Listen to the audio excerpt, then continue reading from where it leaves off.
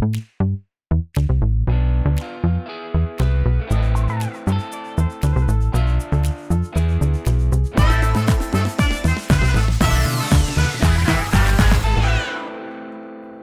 and welcome back to the Fintech Takes podcast. My name is Alex Johnson, and I have an incredibly special episode for you today. An episode that took a while to pull together because my guests are very busy and important and difficult to get on the phone at the same time, but we got them. They are here, and we're going to have a ton of fun.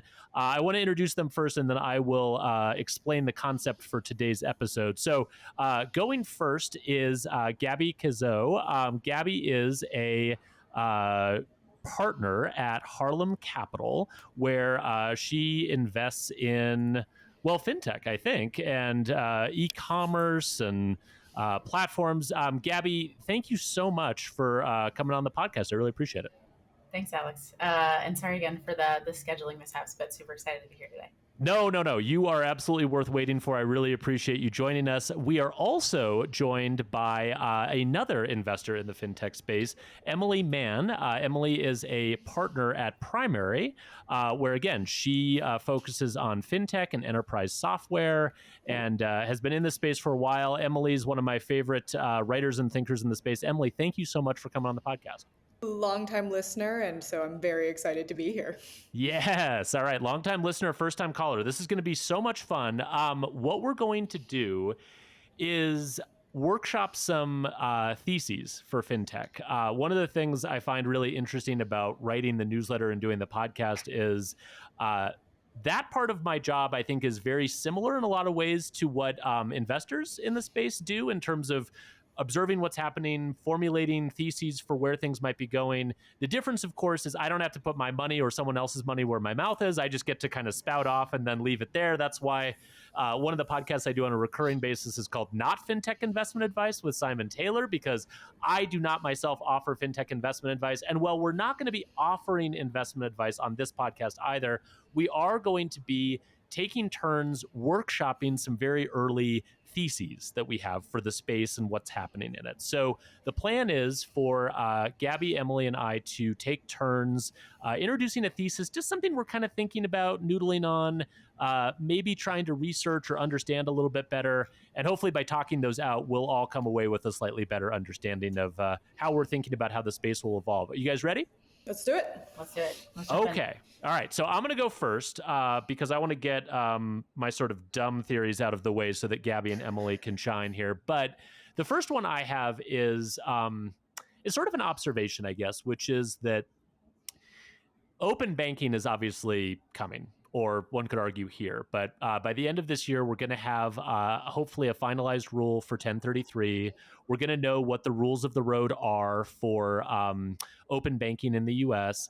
And one of the things that seems very clear to me based on progress that's been made in the market to date, what the CFPB has explicitly said, what other consumer advocates, folks in Congress, lots of folks in the ecosystem are talking about is cash flow underwriting is going to be a thing, right? And not shocking or surprising. I'm not breaking any news here.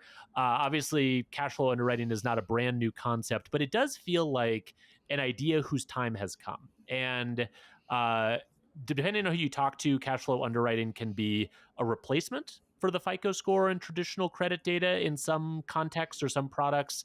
Other folks you talk to will tell you it's much more of a supplement or a complement to the FICO score and to credit data. I believe somewhere sort of in the middle of those two things. But here's my thesis, which is if we accept the fact that open banking is here to stay and that cash flow underwriting is going to be a mainstay use case, my theory is that we are not anywhere close to being prepared for all of the infrastructure that's going to have to change around cash flow underwriting to make it as ubiquitous and sort of useful to lenders as the FICO score is today. And my conviction for this comes out of the fact that I've worked in lending and credit scoring for years and years and years. And it's really easy when you talk about cash flow underwriting to go, okay, well, new data, which will replace the data at the bureaus or complement it, new scores that are being built by pretty much anyone who's in cash flow underwriting is in the process of like releasing cash flow driven scores right now. So you can kind of see very clear parallels. Like credit bureau data, cash flow data, cash flow score, FICO score. Like you can very map those things together. But there's a whole, that's like the tip of the iceberg. And everything under the iceberg is, to me, where all of the stuff is going to have to change that we haven't made a lot of progress on today. So this includes everything from obviously, like not just scores, but attributes that you can use to build your own scores, model and attribute development and deployment. There's a software product called the Attribute Toolbox that Experian built years ago that's actually pretty much deployed everywhere that lenders are using credit bureau data, because it's a really slick way to deploy attributes and to speed up model development. There's no open banking equivalent to that. All of the credit decisioning and loan origination software that's in the market today, if you think about the experience that applicants go through when they're filling out an application, hardly any of them are built around getting permission from the consumer. So all of the applications are going to need to get rebuilt. All of the workflows behind the scenes for credit decisioning, loan origination, dealing with stipulation, manual review, all of those are going to need to get redesigned. And then even on the back end, things like loan servicing, things like helping secondary market investors who invest in loans as an asset class evaluate those loans, and what you can do beyond the FICO score to look at like open banking data and evaluate the quality of those assets, collections, recovery, like the entire life cycle of how you not only make a lending decision, but then manage loans as an asset ongoing. All of those things are going to now, to a degree, revolve around open banking data and cash flow underwriting, and hardly any of that infrastructure has been built. And so to me, when I think about open banking, and obviously not a new category for investment or a sort of shocking thesis, I do think that there's a hidden iceberg to cash flow underwriting that we haven't been talking a lot about.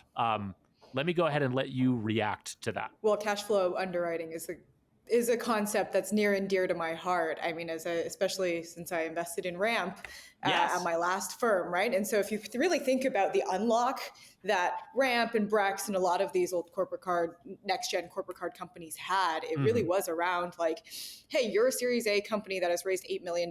Maybe you have like $500K in ARR or $1 million, and a traditional bank would not give you anything because you don't have 3 years of operating data, but like you should be able to get a credit line that is commensurate to the amount of money that is in your bank account. And so I totally agree that like, look, both of these companies have had to rebuild a lot of the systems in-house, starting from underwriting all the way through servicing, right? The one area, and like this is an open kind of question, I'm curious for both of your thoughts on, is the FICO score or any sort of credit score, as we think about it, comes with two components, right? There's the ability to repay and there's the willingness to repay. I'm trying to think through like what, as you were talking about this, I'm like, how do you capture that second piece, like the willingness to repay? Because I might have the right amount of money in my bank account to pay back this $500 buy now, pay later loan that I took out that you saw through whatever insert open banking infrastructure today.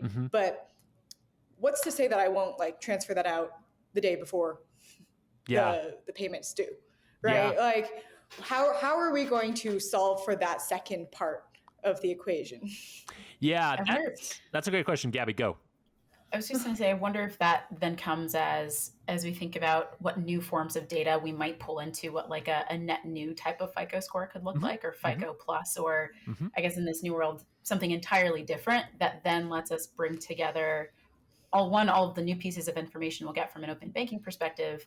And then with some new infrastructure, be able to use that to make some of these new decisions. Because you're right, if someone has the proof of that willingness to pay but doesn't, then what might those repercussions end up being, or like what other mechanisms might financial institutions have to either claw back or then not penalize sort of like businesses or consumers across the ecosystem, but find a way to make that willingness to pay more like that, really create that driver for that obligation to pay.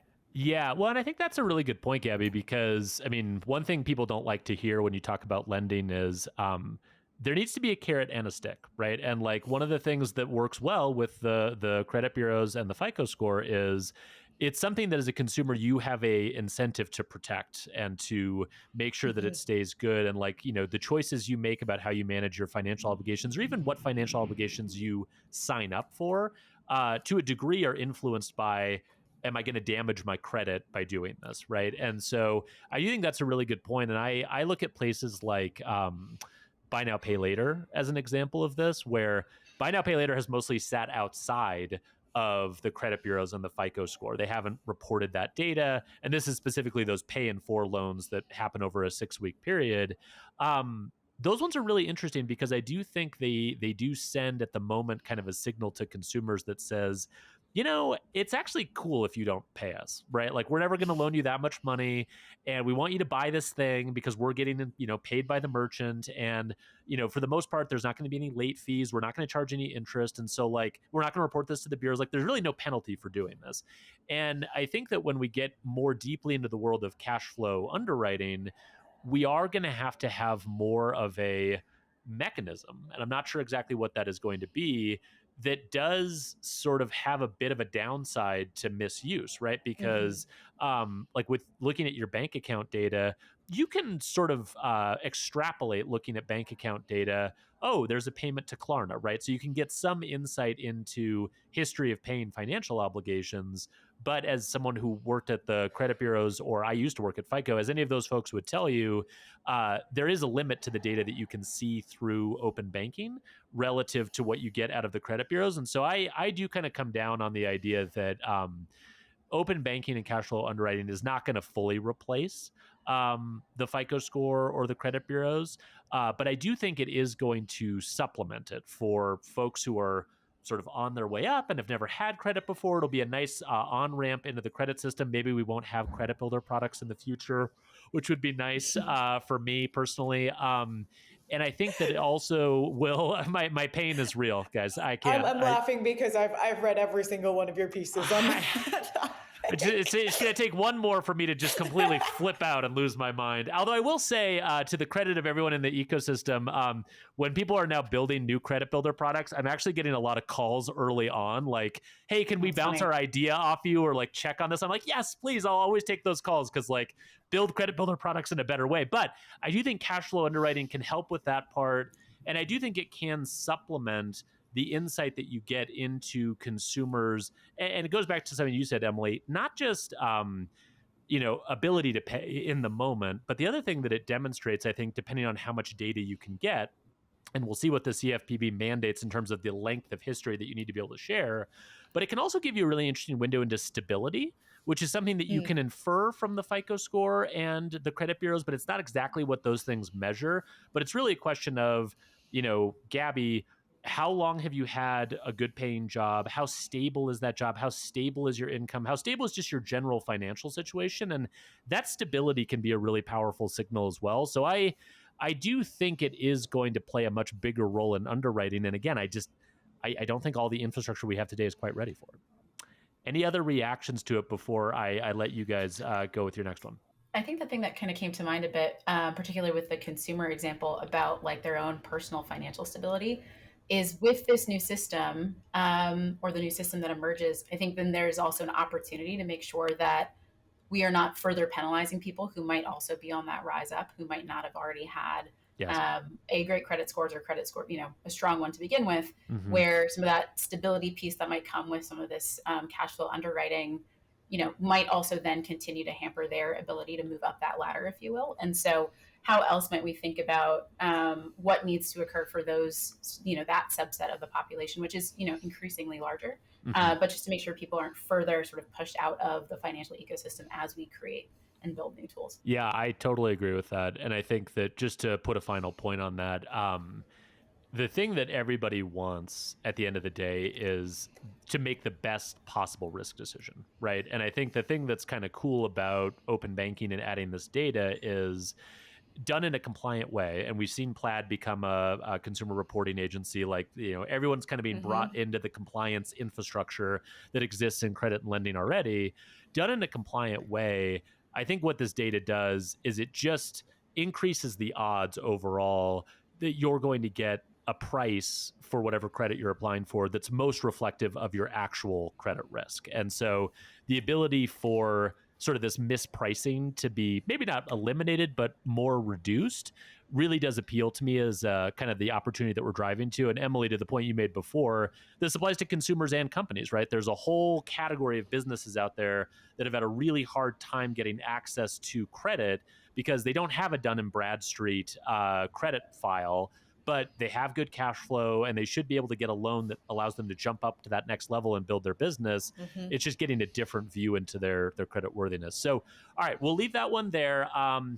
Eeny, meeny, miny, mo. Emily, I'm going to have you go next and give us one of your early half-baked theses. Great. I actually have one that's very similar and on a very much the same theme. Thinking about, in particular, as many of you probably have been, fraud and identity, and how this is going to be a much worse problem, given everything that we're seeing in terms of the leaps and bounds of what generative AI can do in terms of faking a selfie or a driver's license or now even video, right? And what that's going to mean for a lot of the solutions that exist today and how that becomes obsolete. Now, I know that this in itself is like not particularly controversial, but I'm trying to think through, and I would love both of your mind's inputs on this in how can you re-architect fraud solutions and identity solutions from the ground up in a way that isn't just going to be like a whack-a-mole problem of like, let's add this new signal or this new data source, and then the fraudsters find another way around it, and like, then let's keep going and make it even better. And so there's kind of a couple different ways that I've thought about it. Like, one, you could build a centralized identity system, right? Now, that's probably not going to be out of the reach of a private company. We're probably going to have to see the governments take a more active role in that. But if you look at what Aadhaar has done in India and how 1.2 billion people are now enrolled in this system that is somewhat, it's partially like a ID number based, partially biometrics based, and there's controversies in and around it too. But in terms of financial inclusion and access to credit and products, it's been a huge unlock. Or this is where the real half-bakedness comes in. Excellent. What if you created something that was more like a dynamic identity score, right? Or you put someone's identity at the core of it and you created some sort of a risk-based underwriting that is updated on a continuous basis. And so where I'm coming from with this is, let's just take two very different examples, right? Like my fiance, he's a software engineer. He's taken a ton of cryptography classes. He cares so much about making sure he has the right password managers and really secure X, Y, and Z in terms of his own personal identity, versus my mom, who uses the same password for probably like literally everything and writes them down in like her notes app, right? And so how can you incentivize my mom to be more like my fiance, or at least capture that level of like willingness or security at an individual level and use that as part of your identity sort of verification process? I love that. Like it. It's so funny. I was thinking the same, both from like a financial services lens, but then also e-commerce fraud, which tends to be the world that we're thinking about things through quite a bit. I'd say maybe the third bucket to your like central identity or dynamic score, maybe a mix of the two, is more of like that. What does that portable identity or KYB then look like across other businesses? So that like as either you identify a bad actor or can sort of verify someone isn't a bad actor, that stays with you through the life of the business, and then can be used, to continually verify that identity over time. But I think has been a huge space that we're thinking about right now. Yeah, no, I agree. I mean, I've been writing a lot about digital identity in the newsletter recently, and I'm actually going to go to a policy forum in DC in a couple weeks with a bunch of people who are going to be sort of bringing their different perspectives on identity together. And, it's one of the things that someone pointed out when I was talking to him about this is the idea that just at like a bare minimum, much in the same way that like from a credit underwriting perspective, we treat everyone very differently depending on like, you get into the path and depending on the data that you have, your history with that specific provider. They send you down one of a million different paths, right? Depending on like all the data, and like the work that they ask you to do is very different. It's strange that in identity, we don't have that, right? Like in identity, it's like everyone must do this. And then you do all of this work. And then as soon as you come back either to that provider or to a different provider, you have to start all over and do all of that work again. And it's strange that, Gabby, to your point, you don't get to like take any of that work with you or reuse it or be able to sort of carry that trust through the ecosystem or even just with that one provider. And then, Emily, to your point, the fact that it's not dynamic and associated to the individual is also kind of strange, right? And I know there is some like transactional risk scoring. I was actually just looking at the Alloy fraud benchmark report that they do, and one of the things it's a really good, the data in it is awesome. It's a really good piece. Yeah, because they survey they survey a bunch of people who are in like fraud risk roles at fintech companies and banks.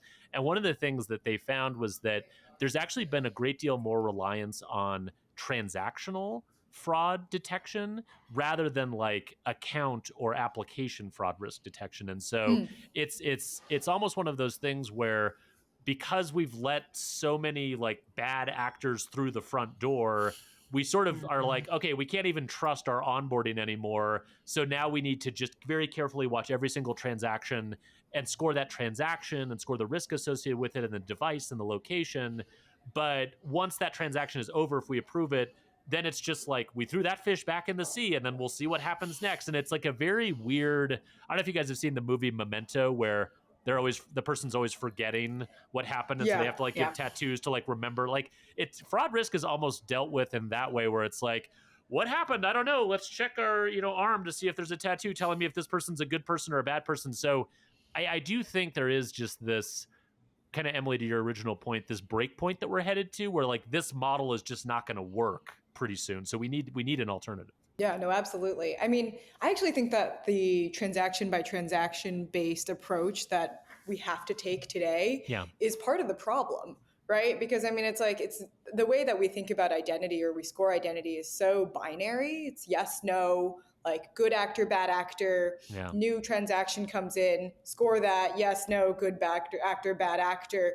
And I think that helps for a lot of the major types of fraud, like let's say account takeover or synthetic fraud. But one of the things that I was recently reading is actually one of Soups at Sardines posts in and around how first-party fraud is increasingly becoming a problem. And, I'm not Gen Z, but the Gen Zs call them the hacks. You see them all over TikTok these days. And so I'm like, how do you incorporate all of that together in something that maybe one conversation that I had that I thought was really interesting is, can you dynamically unlock parts of a product or credit or different types of levels of access or ease of use based on your operating history with a certain sort of provider, whether that's financial services or e-commerce or whoever. And I think that in order to achieve that, though, you do need a little bit more of like a re-architecting of all your systems to have the individual as the core rather than to be looking at transactions on a yes-no basis. I'm also struck by your other point about like whether, where the federal government does step in, right? Like where does that centralized sort of solution start to emerge? And at what point, in this, I guess, will it happen fast enough to start to, before we get to that breaking point that you mentioned too, which, I don't necessarily see to be the case, but I do think at some point there needs to be that centralized option or centralized sort of like system to help solve that too. Well, it is wild, kind of going to your point about the system they have in India. It is kind of funny talking about this and being like, they've basically solved this in other parts of the world. Like they just solved it. They're just like, the government came out with this, mobile identity system. You can get a physical credential. You can get a digital credential. It's all managed out of this centralized database. It's, the credentials are secured to your phone with your biometrics, blah, blah, blah. Like, and it's just done and it's solved. And like all of us in the US are looking at that going, how are they doing this? This is amazing. And I do think there is, Gabby, to your point, there is a cultural element to all of this, right? And in the US, we have a very cultural element. I live in Montana, and this is like a perfect expression of how we think about things in Montana, which is like, under no circumstances should the government be allowed to have a database about me and my identity. And that's, I don't think that's a very good way to do it. It's not the optimal solution, but I do think it is one of those things where you sort of have to accept it and then kind of work around whatever that constraint is. And we are seeing states introduce more kind of like electronic or digital identity systems. California has a pilot in place. I think Louisiana actually has a system that's up and running that started with hunting and fishing licenses, which people take very seriously. And then it expanded into more sort of generalized identity cases. And so there are small pilots that are happening on the public sector side that I think maybe over time can be stitched together or brought together in a way that would be useful. But yeah, I feel like, we're going to have a ways to go. One last thought on this one is, and it touched on something, Emily, that you mentioned before about sort of big kind of categories of fraud, like account takeover, synthetic identity fraud. I do actually have some hope that we're going to get a little smarter about how we do this, thanks to the rise of like social engineering and scams, right? So a huge part of the sort of fraud challenge today, and I think the FTC just came out and said that last year, 2023, Americans lost something like $10 billion to fraud. And in 2013, it was like 1.6 billion. So the problem is getting like massively worse. And a big contributor to it is social engineering, tricking someone into authorizing fraud, authorized push payment fraud, that kind of stuff. You see it with Zelle in the US. You see it with a lot of different kind of authorized payment schemes in the UK and elsewhere. But the thing that I think is really interesting about it is it has pushed banks and fintech companies, Emily, kind of in the direction you were saying of like, let's have a much more nuanced and sort of granular user experience where we're not going to say yes and we're not going to say no. But what we're going to do, because we're a little suspicious of this particular transaction, is we're going to introduce all these little points of friction into the experience. And like the very sort of simplistic version of this is the bank going like, here are all the boxes you have to check because this could be fraud and this could be whatever. But there's a much more sort of gamified and sort of subtle way to do that, where you can just sort of change the checkout flow, or you can change the transaction flow dynamically because you're a little bit suspecting it might be fraud, and you just want to make the hill a little steeper to climb up before someone gets to the other side of it. And there's so much room there to kind of re-architect that experience to, I think, sort of give people more time to sort of manage fraud or to think before they click the checkout button or whatever it is.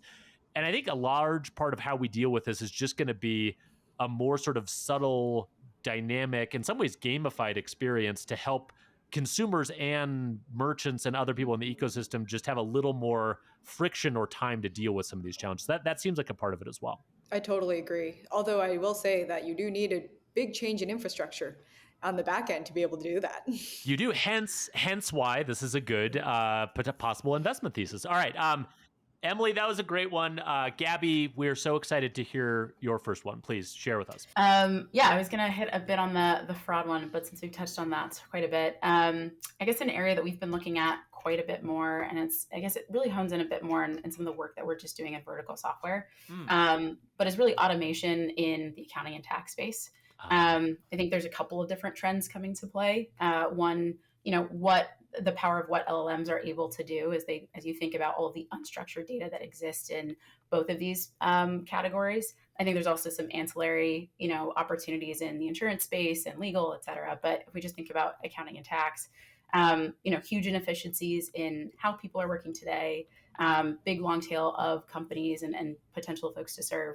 But I think the biggest piece here is just like that bottleneck of talent that we're seeing, where there's so much work and there's a proliferation of that that's going to continue, that you're just having increasing bandwidth issues with small teams. And so really thinking about the new software platforms that leveraging AI tools can help tax and accounting professionals to optimize their workflows with the opportunity to become that accounting operating system or the operating system for their firms, and then sort of to tap into any sort of like payments, reconciliation, and other opportunities that might exist. I like that one. I think that one's great. You mentioned the focus on just like bandwidth and just like people and kind of like the funnel there. It's interesting. One of the things I've developed is kind of a sort of reverse thesis for trying to think about like where are the opportunities for LLMs to be applied. One of them is, where is it like the best time ever to be like a gig worker or a part-time worker or freelancer, right? So it's like the more that you look at like a particular space and you're like, wow, you have a full-time job, being an accountant, you should quit your job and you should work through these 6 different platforms that exist to be a front end for accounting, because you can charge double your rate to each one of these and you can make twice as much money as an accountant. And really what that tells you is there's way more front end infrastructure that's been built to make it easy for small businesses to sign up for an accounting service or whatever. Like that front end part of the funnel has been solved, but on the back end they're all scrambling for humans to plug into their model, in the same way that Uber and Lyft quickly had a problem recruiting drivers and getting drivers to come in. And I think that Uber Lyft analogy is actually a really good one, because who were some of the first companies to express an interest in like self-driving cars, right? Like if our problem now is drivers and sort of the back end talent part of this, well, what can we use with AI and machine learning to sort of fill in the gap there?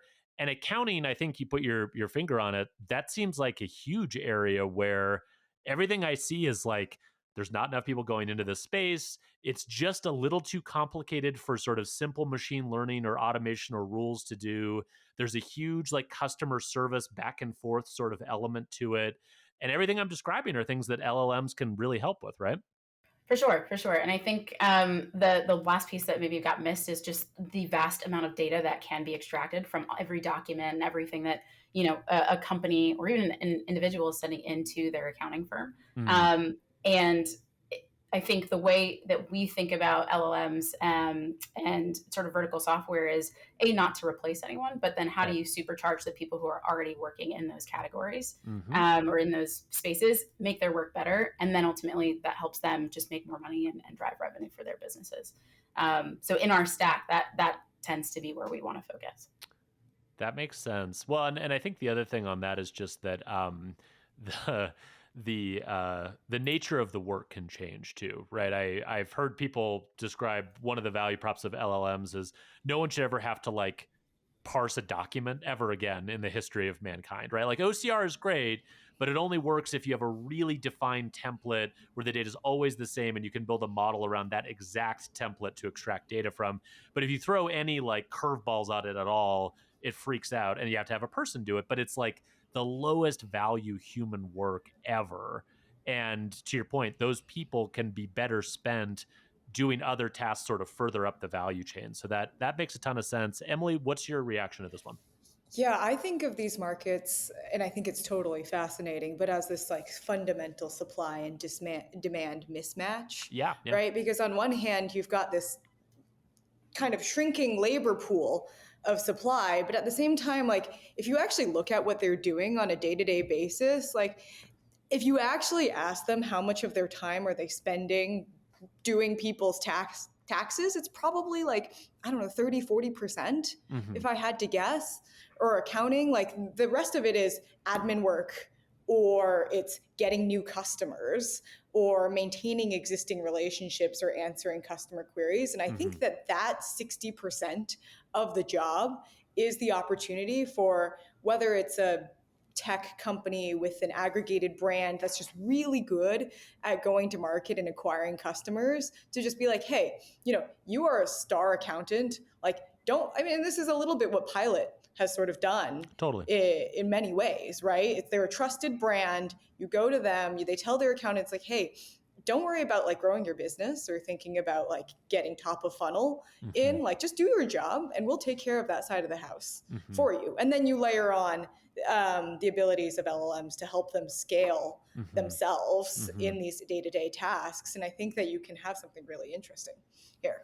Yeah, that's a really good point around the surround, but then also just to your point, that 60%, like what else can be done? So love that one.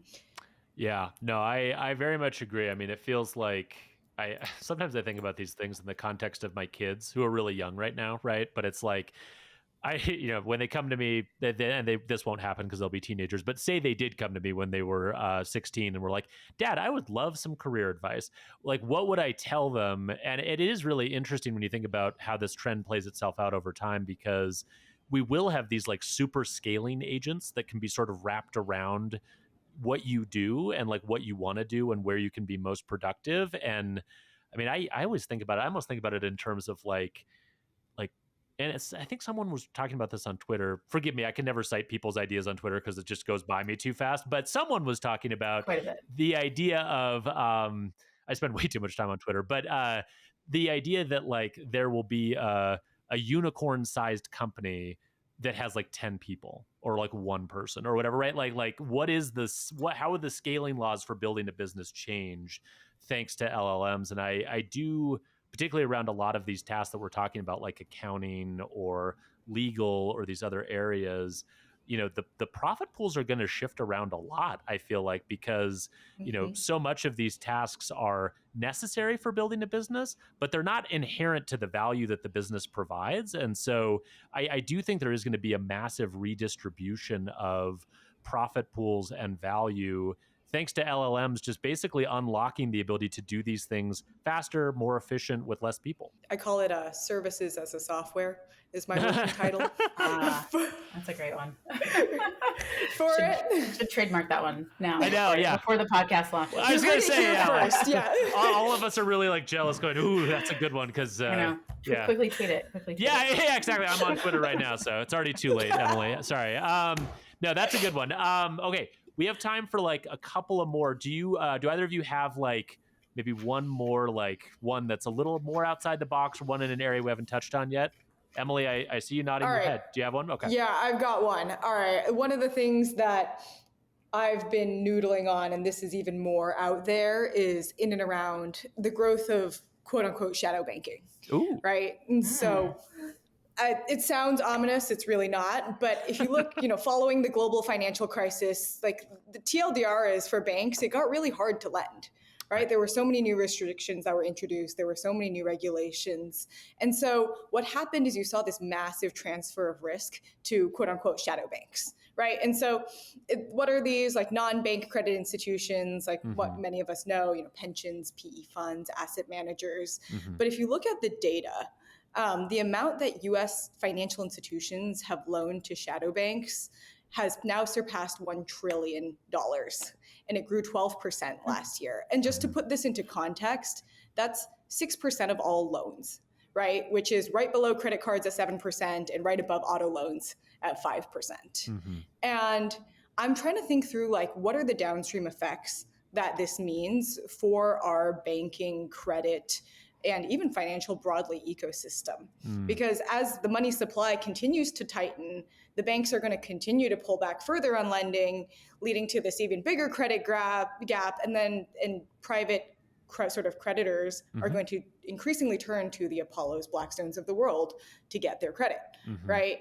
And it's not inherently bad, but I think what can happen is, and we saw this in the global financial crisis, is you can obfuscate systematic risks that are happening across different portfolios because of the sort of very low level of insight that one can have into what actually is in these underlying portfolios and what the sort of incentive structures are, right? And so the types of opportunities that I'm thinking about here, I mean, part of it is I think you're going to need new ways to underwrite. And so going back to what we were talking about before with cash flow based underwriting, I think for banks, there's going to need to be better sort of treasury and portfolio management solutions.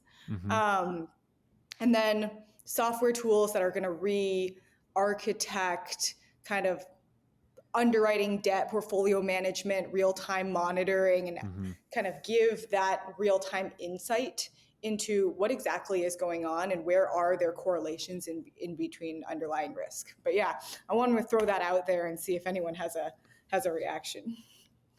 That's a good one. That's a very good one. Private credit. I don't think I had that on my bingo card for something that was going to come up on the podcast. That's a great one, though.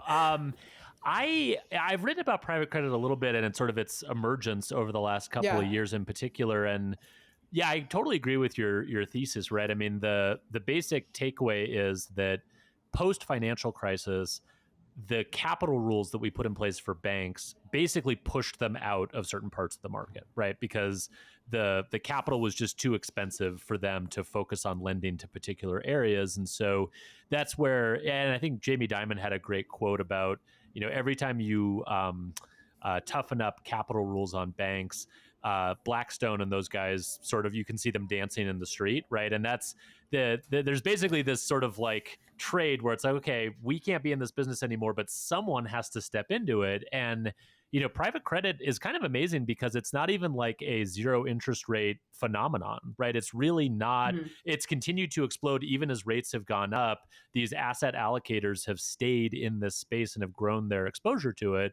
So I think you're absolutely right about the potential risks and challenges that come with it. The one I sort of hone in on within this broad world is, if you think about the great financial crisis, one of the sort of challenging parts of it was there was just this assumption that the assets at the very bottom were really good, right? Like who defaults on their mortgage? And so you could do all these complex sort of financial engineering things on top of it. And you never had to really look at the actual like loan level data on where the money was actually going and if the mortgages were good. And then, of course, everything blew up because people were taking out mortgages that they couldn't afford. And I kind of wonder if in the new version of all of this, it's not that we won't have shadow banking. We will, right? Like, I don't see capital rules getting easier for banks. Like this market dynamic is going to continue to exist.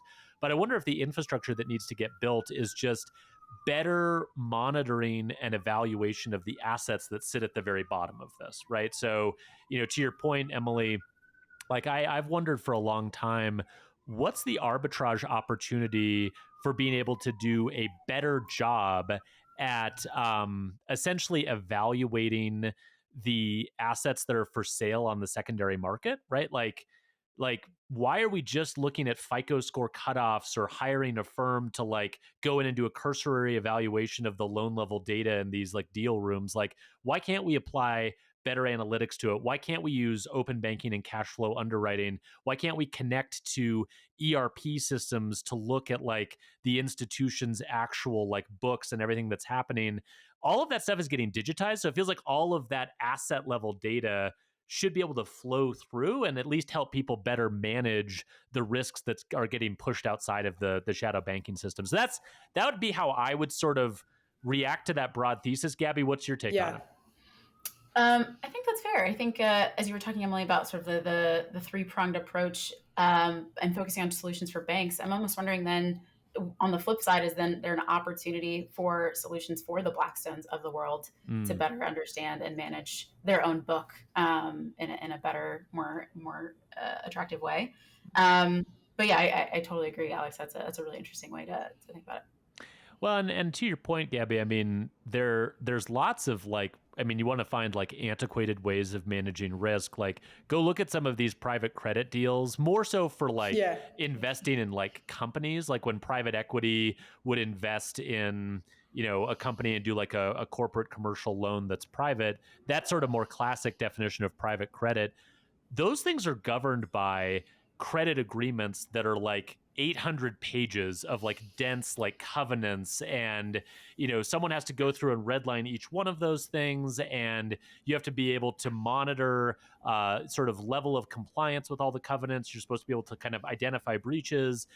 When Citi had that problem where they accidentally fat fingered that payment to Revlon and actually sent way too much money, that actually ended up becoming a new clause in every credit agreement from then on. Wow. Sort of governing like how that needs to work. And so to your point, I mean, I think there is a massive amount of inefficiency in the way that sort of, call it, historical private credit has managed it. And again, it's because in the old days of private credit, it was like, all right, we're going to make one $15 million loan to this private company. Okay, well, like, that's a very like bespoke product where you have to do a lot of bespoke work.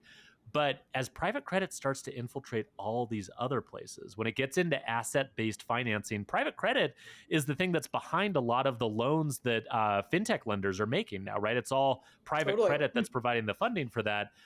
Those assets can't be evaluated in the same way that a $15 million, loan to a business can be, right? And so the mechanisms by which you do that and the infrastructure you have to build to enable that, it's completely different than the way it's traditionally been managed. So yeah, no, Emily, I think you're definitely onto something with this one. Yeah, I'm with you. And like, look, this is not something that's going to go away. And like, fun fact, my first internship ever back when I lived in China as a college student was I worked for a shadow bank that was sponsored by,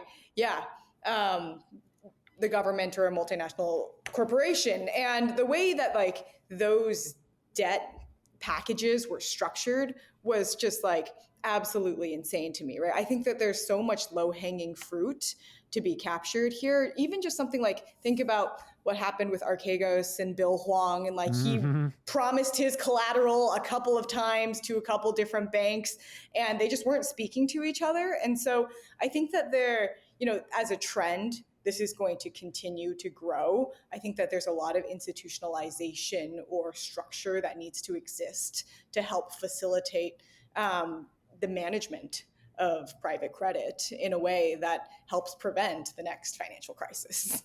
Hopefully. No, yeah. I totally agree. If we don't get that level of visibility, who's to say, it becomes that house of cards all over again. Right. Now it's gotten so large that it does start to impact every fintech that's, relying on that entire stack. No, it's absolutely true. I saw an article the other day that sort of scared the bejesus out of me, which was when it was talking about private equity firms either buying or investing in life insurance companies. And they were basically seeing life insurance as a source of sort of steady annuity payments that they could then use to fund a lot of this private credit and other investment classes that we're talking about. And so the more all these different worlds get sort of intertwined. Yeah, I mean, like I can see Michael Sue at the OCC just flipping out, and going, oh my God, like bad things are happening. And I almost wonder, just to add one last thought before I let you guys go, I do wonder if there might be sort of resurgence in like fintech infrastructure for regulators or for the government. Because I think that's the other part to all of this that's really hard is, you listen to like speeches given by federal regulators. A lot of the things that they'll talk about are, we need to get a better handle on this. We need to figure out the size of this problem. Like you sort of get the sense reading between the lines that they have like a data issue. Like they don't have visibility into this. And I think that that's not good for them, obviously, but long-term, it's not really good for any of us to let these things grow beyond kind of what they're supposed to. And so I do wonder if, and selling to the government is its own whole, ball of wax, but I do wonder if there's an opportunity to build better infrastructure for regulatory agencies that kind of becomes like a voluntary model where it's like, hey, we have this system, and if you want to plug your systems into it so we can get visibility into what you're doing, you're going to get safe harbor, or you're going to get an easier treatment from us versus this other path where you don't have to. We're not going to make it mandatory, but your life is going to sort of suck if you don't. And like, these are your two options, and kind of create more of a tech-driven approach to regulatory oversight. I wonder if that might be a side effect of all of this as well. That's interesting. Like, who could become the Vanta or Drata for financial regulators? Sit between where, you're actually a service to those companies. But then to your point, there's got to be a mechanism where you're getting some sort of benefit for even opening up your data and allowing regulators to get that inside look that they don't have today. Yeah. Yeah, exactly. I think that might be an opportunity. Okay, well, we're going to leave it there because I've already taken too much of your valuable time. This was so much fun to bat about some of our theories, half-baked ideas for the space. We'll have to do this again. But in the meantime, Gabby, Emily, thank you so much for joining me on FinTech Takes. Thanks, Alex. It's great to be here.